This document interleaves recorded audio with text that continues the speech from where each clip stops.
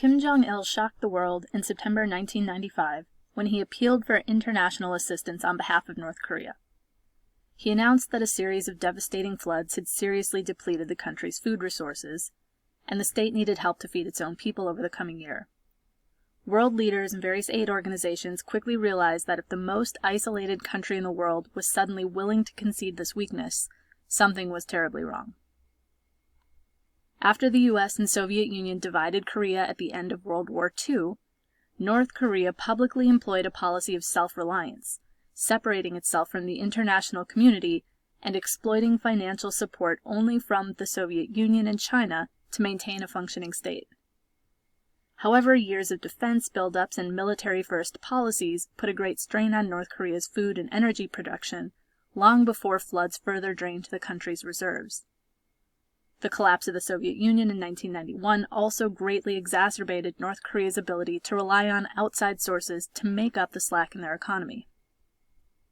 Starting as far back as 1987, the public distribution system cut the amount of food and other supplies allocated to individual citizens by 10%, and the situation only deteriorated from there. The arduous march had begun.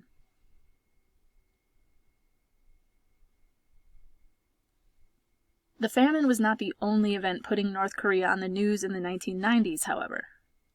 Relations between North Korea and the rest of the world hit an all-time low in the late 1980s following loan defaults, bizarre terrorist attacks, and hints of nuclear pursuits. In March of 1993, North Korea announced its intent to leave the Nuclear Non-Proliferation Treaty, the NPT, and the U.S. quickly responded by pulling North Korea into a series of talks. The two countries signed the agreed framework in October of 1994, in which Korea agreed to freeze its nuclear program and remain a part of the NPT in exchange for yearly shipments of fuel oil and 2 light water reactors. Despite the generally peaceful end to this first nuclear crisis, tensions surrounding North Korea's missile capabilities and the corresponding levels of aid from the international community fluctuated year to year, if not month to month.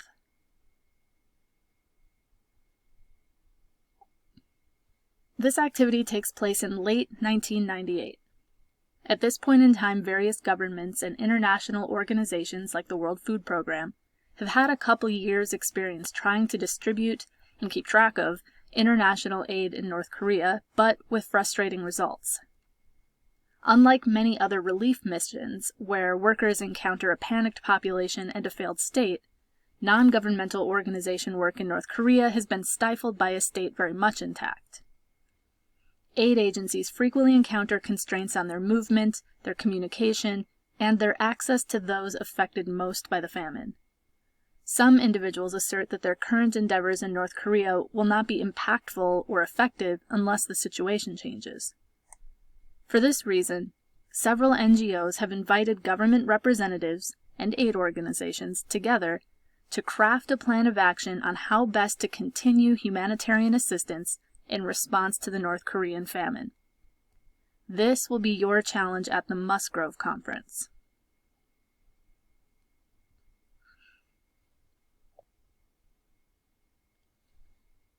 In a non-e-learning live setting, this would be a one-day activity in which you have 3 20-minute sessions to compile a plan of action.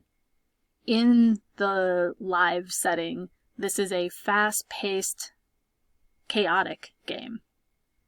In the online environment, instead of 3 20-minute sessions, we're going to have, as you'll see, 3 discussion boards that represent these sessions, and you can kind of think about how you'll contribute to each of them all at once, but we'll kind of do them in order. More on that to come. Important point right now is just that there are 3 sessions, and your goal is to compile a plan of action for NGOs and governments to follow when giving to the North Korean cause. Now, this could be as simple as a statement asking the international community to give generously and without restrictions imposed on North Korea, or as complicated as a list of prerequisites North Korea must fulfill before further aid will be supplied.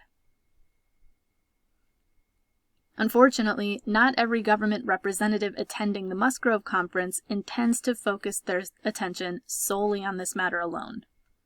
Countries with multiple representatives can choose to call private impromptu meetings outside the main discussion. Any country can choose to attend or not attend or walk out on a meeting if they see fit. Additionally, countries may issue statements to the general public through a designated podium. Think of this podium as a media outlet. Any statement made there will impact the game in one way or another. At the end of the conference, there will be 2 votes to determine whether or not individuals attending will recommend the plan of action to their institutions.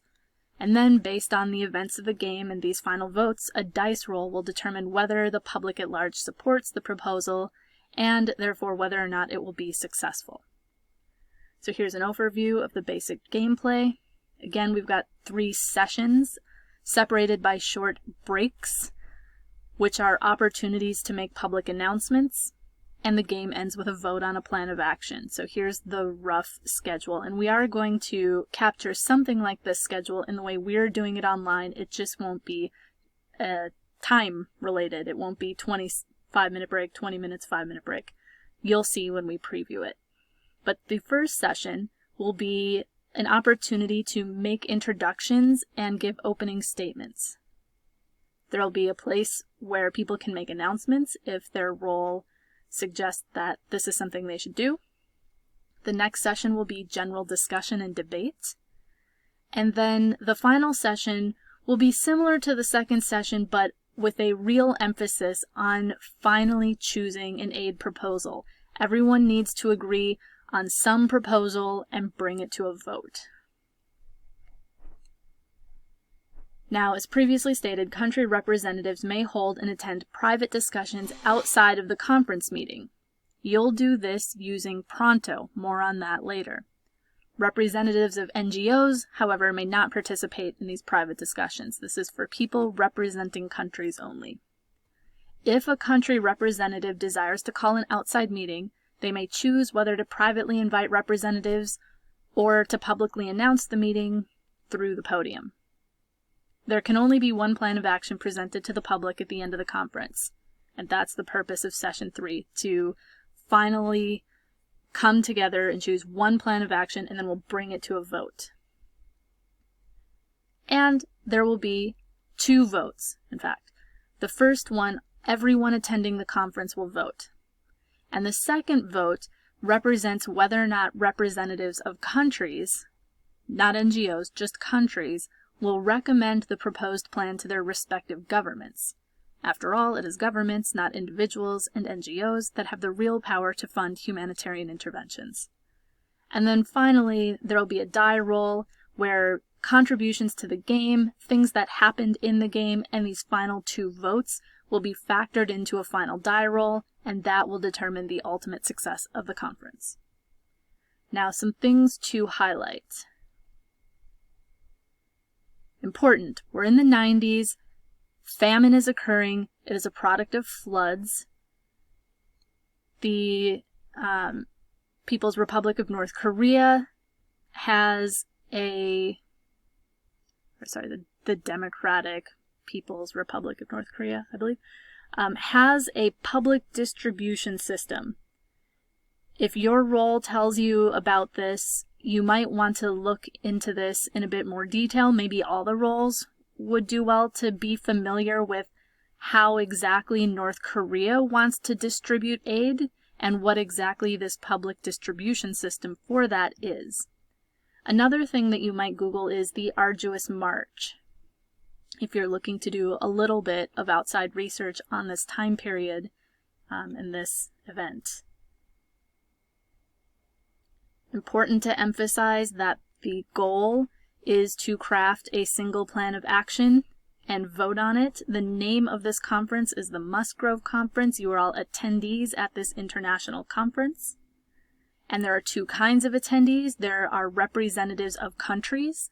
So there will be representatives of the United States, of South Korea, Japan, China, and I believe Great Britain and France.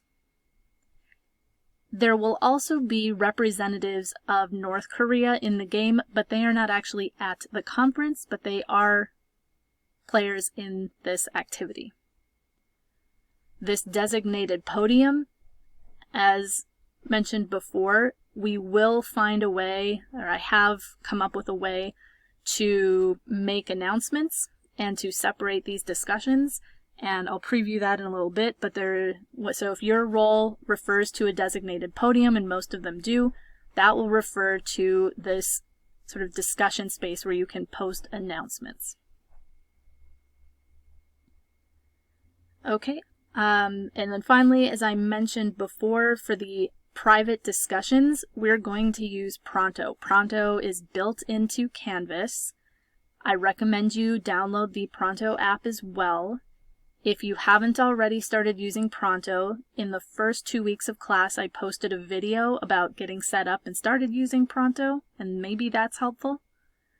So you can use Pronto to create basically study groups within classes. Everyone in our class is already in Pronto, and you can contact individual members.